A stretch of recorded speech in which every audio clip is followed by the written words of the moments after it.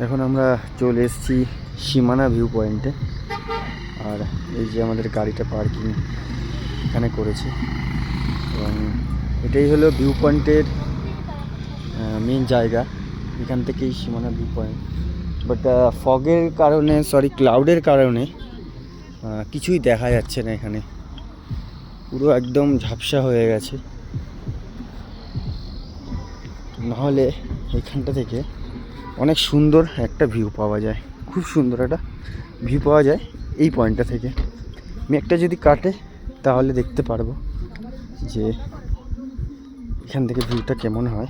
এমনকি এখান থেকে সম্পূর্ণ নেপালটা এবং কাঞ্চনজঙ্ঘাও দেখা যায় এখান থেকে। তো কিছুটা নেপাল দেখা যাচ্ছে। ওই পাশের যে পোর্শনগুলো আছে, জুম করে দেখানোর চেষ্টা করছি। ওদিকের যে পোর্শনগুলো, ওটা হলো নেপালের মধ্যে পড়ছে, এবং নিচের যেগুলো আছে সব নেপালের মধ্যেই এগুলো পড়ছে। জায়গাটা খুব সুন্দর